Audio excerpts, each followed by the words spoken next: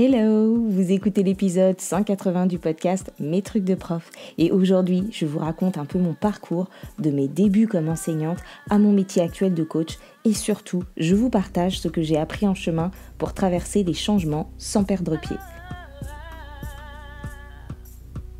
Je suis Émilie Lefatan, coach professionnelle et formatrice. J'accompagne les profs et les professionnels de la pédagogie à retrouver confiance en eux et à y voir plus clair dans leur métier, à retrouver de l'énergie et du sens au quotidien. Et dans ce podcast, on réfléchit, on se questionne et on partage des clés concrètes pour pouvoir mieux vivre son métier, nourrir sa pratique et remettre du bien-être dans son quotidien de prof. Alors si tu as envie de prendre un temps pour toi, de souffler un peu et de réfléchir à ta façon de travailler ou à ta vie de prof, mets tes écouteurs, installe-toi confortablement et c'est parti. Bonjour, je suis ravie de vous retrouver pour une nouvelle saison du podcast. Alors il n'y a pas vraiment de saison dans mon podcast, mais comme je pense toujours en année scolaire et en période, et que cet épisode est le premier de l'année scolaire 2025-2026, bien je crois qu'on peut dire qu'il s'agit d'une nouvelle saison. Donc j'ai été bien prise en ce début d'année. D'habitude septembre c'est plutôt calme sur les coachings. Mais cette année, certains et certaines d'entre vous n'ont pas attendu, ont été prévoyants. Donc en tout cas, c'est pour ça que j'ai pas réussi à enregistrer d'épisodes plus tôt, puisque nous sommes le 30 septembre au moment où j'enregistre. Donc, il y a quelques mois, pendant une pause déjeuner, un jour où je dispensais une formation, eh bien, j'ai rencontré une auditrice dans la rue qui m'a interpellée, qui m'a dit « Mais vous êtes mes trucs de prof, je vous suis ». Et c'était la première fois d'ailleurs que j'étais interpellée dans la rue par quelqu'un qui écoute mon contenu. Et c'était une enseignante qui profitait de sa pause déjeuner pour faire sa marche quotidienne. Donc j'ai partagé sa marche avec elle. D'ailleurs, j'en profite pour vous dire que c'est vraiment une pratique hyper intéressante à différents points de vue. Ça vous permet de couper, ça vous permet d'avoir une activité physique, de prendre l'air, de vous ressourcer un peu et un petit peu seul hors du tumulte de la classe ou de la salle des profs. Et puis c'est aussi l'occasion de revenir à soi et de s'offrir un sas, et ça je vous en parlais dans l'épisode 109. Donc vraiment, si vous avez la possibilité d'essayer de marcher un peu le midi, je vous invite à le faire. J'ai eu une coachée il y a 2 ans qui avait mis en place ce petit rituel avant d'aller manger, juste en ayant laissé partir ses élèves déjeuner. Elle allait marcher 10 minutes et cette pratique lui avait été vraiment bénéfique. Donc voilà, fin de ma petite digression. Donc bref, j'ai rencontré cette enseignante et j'ai partagé sa marche. Donc nous avons discuté et elle m'a dit « Mais Émilie, ce serait vraiment bien que tu fasses un épisode où tu nous parles un peu plus de ton parcours parce que ça pourrait inspirer plein de personnes. » Donc quand elle m'a dit ça, j'ai été un peu surprise, j'ai un peu bégayé et je me suis dit c'est vrai que je distille des petites infos, des petites anecdotes par-ci par-là dans le podcast pour illustrer mes propos. J'ai quelques épisodes qui évoquent clairement mon parcours ou qui je suis, mais en réalité, je m'étais pas vraiment dit que c'était des épisodes qui pourraient intéresser. D'ailleurs, comme vous pouvez le constater, c'était au mois de juin et donc j'ai mis 4 mois avant de me décider à faire cet épisode. Parce qu'en fait, c'est pas toujours évident de parler de soi et que j'avais besoin, je pense, de réfléchir à ce qui pourrait être intéressant et inspirant pour vous.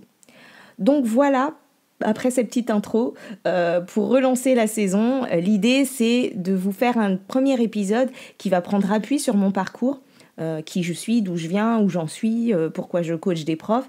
Mais ce sera surtout pour moi l'occasion de vous partager certains concepts de coaching et de vous poser des questions qui vont vous faire réfléchir, comme c'est le cas dans les coachings.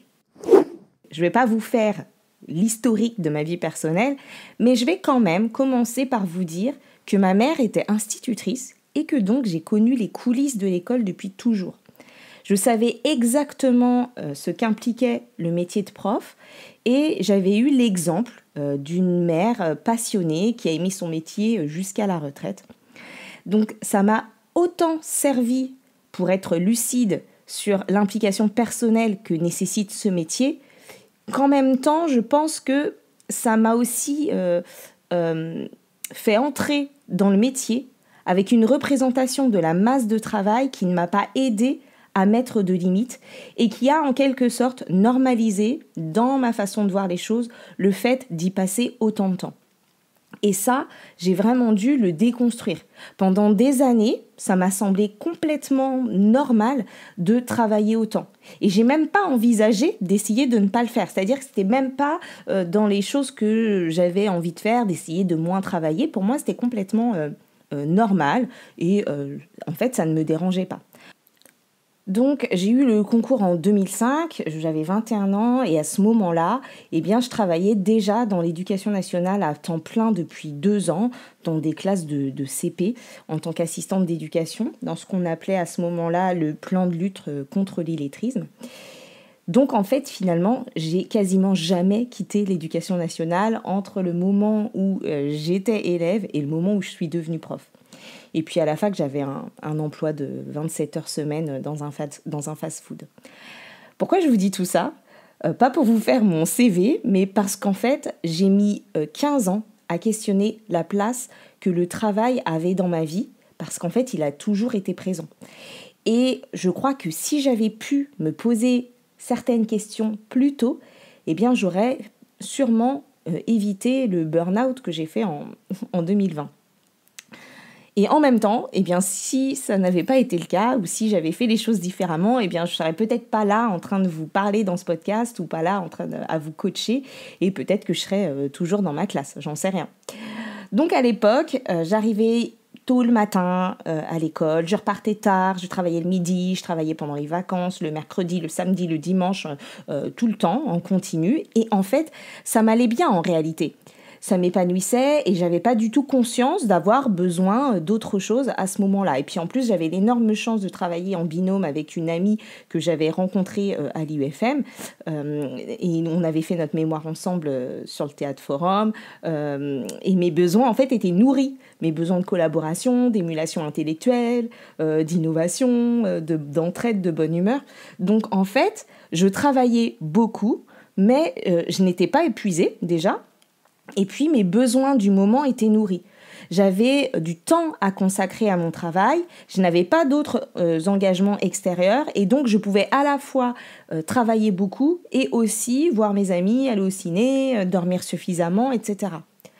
Donc la question, finalement, n'est pas tant combien de temps on travaille, mais est-ce que ça nous convient ? Et est-ce que nos besoins sont nourris ? Est-ce que notre façon de travailler est un problème ? Pour qui ? Dans quelle situation ? Est-ce que on a nos besoins physiologiques, nos besoins de sommeil, de nutrition, etc. sont comblés et est-ce que nous nous sentons épanouis dans cette situation-là ? Et donc vraiment, l'idée c'est de se demander, est-ce que, si vous êtes quelqu'un qui travaille beaucoup, est-ce que vous travaillez beaucoup mais vous êtes à l'aise dans ce que vous faites ?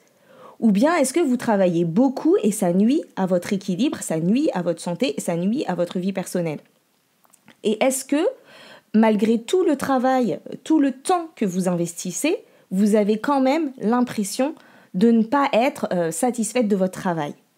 Et c'est ça qui peut être un indicateur de « faut que je réfléchisse, que je prenne du recul et que je vois les choses autrement ». Déjà, prendre du recul pour prendre conscience de ça.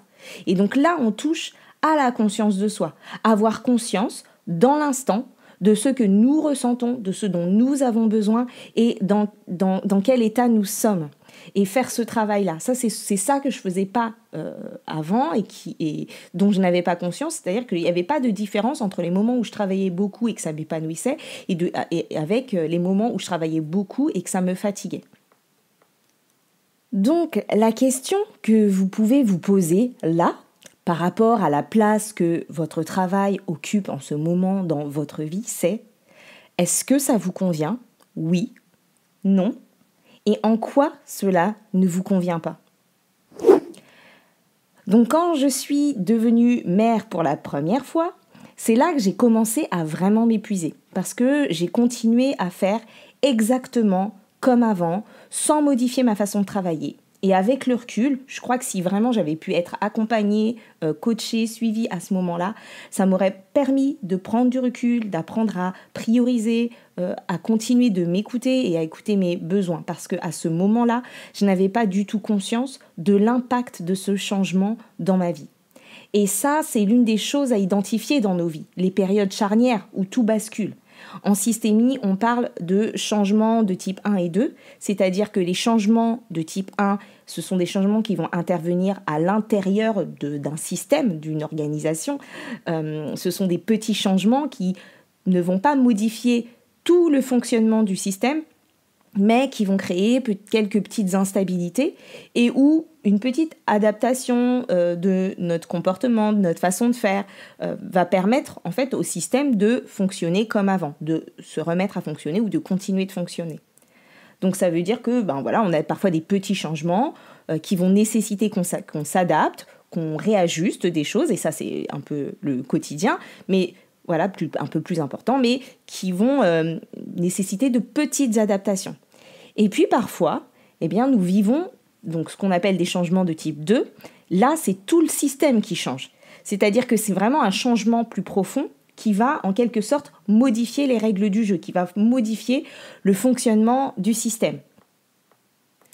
Et ça va changer parfois jusqu'à notre façon de voir les choses, sauf qu'on aura naturellement envie de faire comme avant, et qu'il va falloir vraiment réinventer en fait les choses, les façons de faire, parce que tout le contexte change, que tout change énormément et qu'on ne peut plus faire comme avant. Mais nous avons envie naturellement de revenir à ce qu'on connaît, à ce qui nous rassure, à ce qui est habituel. Donc ces changements de type 2, ça peut être par exemple une mutation, une séparation, un changement de direction dans une école ou le changement de la moitié d'une équipe.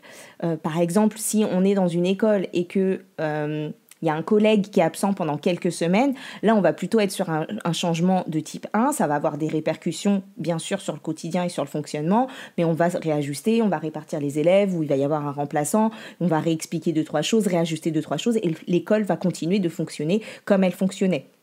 Alors que si on change de direction ou si on change la moitié de l'équipe, là pour le coup c'est un plus gros changement qui va vraiment avoir un plus gros impact sur le fonctionnement de l'école, et il y a plein de choses qui vont être à repenser, réinventer, on va plus pouvoir fonctionner exactement comme avant.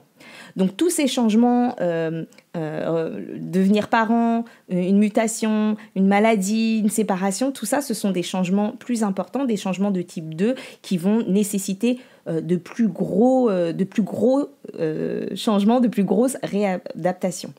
Et en devenant parent, c'est le cas, c'est tout notre système, tout notre environnement, toute notre façon de voir le monde, notre organisation, tout change. Et moi, en fait, ce que j'ai fait, c'est que j'ai traité ce changement, cet énorme changement, comme un petit changement. Je me suis dit, j'ai qu'à juste travailler comme avant, mais en bouchant les trous dans mon emploi du temps ou en me couchant plus tard. Sauf que tout a changé pour moi à ce moment-là. C'était pas juste une question de moment de travail. En fait, il fallait que je revoie toute mon organisation parce que j'avais plus du tout tout le même temps à consacrer, plus les mêmes priorités, plus la même façon de regarder les choses. Et en fait, il aurait fallu à ce moment-là que je prenne le temps de me poser, d'être accompagnée, de mettre les choses à plat, de voir aussi émotionnellement ce qui se jouait pour moi et de modifier ma façon de travailler et mon rapport au travail. Et là, c'était un gros switch. J'avais vraiment besoin de faire le point en fait sur mes besoins et mes nouveaux besoins. Et au lieu de ça, je me suis mise de côté, moi, mes envies et mes besoins, pour pouvoir prioriser tout le reste et avoir l'illusion de pouvoir tout faire comme avant, au niveau professionnel en tout cas. Donc avec le recul et avec mon regard de coach aujourd'hui, je sais que ces gros changements sont plus longs, plus coûteux, qu'il est très utile d'être accompagné dans ces moments-là. Et ça, c'est le métier justement des coachs, d'accompagner les périodes de changement, de transition, petits ou grosses, enfin petits changements ou gros changements. Alors je vais m'arrêter là sur cet épisode, et ce que je vous propose pour le conclure, c'est de vous demander si vous vivez des changements en ce moment, et si ces changements sont plutôt des petits changements qui vont nécessiter des petits ajustements, des petits changements organisationnels, des ajustements de posture ou de nouvelles petites habitudes, ou bien si ce que vous êtes en train de vivre en ce moment, ce sont vraiment de gros changements qui vont complètement changer votre façon de faire ou votre façon de voir les choses, ou qui vont avoir un impact énorme sur toute votre organisation, sur votre vie en général, ou sur l'exercice de vos fonctions. Alors du coup, demandez-vous quel changement êtes-vous en train de traverser en ce moment ? Et comment vous vous sentez face à ce changement? Qu'est-ce que vous êtes prêt à ajuster, à réinventer, à modifier? Ou qu'est-ce que vous avez vraiment très envie de conserver et comment vous faites avec ça? Voilà, quelques petites questions de coaching. Et quel que soit le changement que vous êtes en train de vivre, sachez que vous gagnerez à être accompagné. Parfois, c'est en thérapie, parfois, c'est en formation, parfois, c'est en coaching. Et si c'est le coaching qui vous tente, eh bien, n'hésitez pas à me solliciter. Je vous retrouve donc dans un prochain épisode avec la suite de mon parcours pour pouvoir évoquer d'autres concepts et continuer de vous faire réfléchir. Merci d'avoir écouté cet épisode du podcast Mes trucs de prof. Si vous avez envie d'aller plus loin, vous pouvez découvrir mes 2 livres, Gestion de classe, mode d'emploi et Enseigner selon son profil. Celui-ci est un guide pour explorer la connaissance de soi en tant que prof avec des apports théoriques clairs, des expériences concrètes et des exercices introspectifs. Et si vous sentez que c'est le moment de vous faire accompagner, je propose aussi des coachings personnalisés. Rendez-vous sur metrucsdecoach.fr/contact. Vous pouvez également recevoir chaque mois un concentré d'idées, de réflexions et de compléments dans ma newsletter.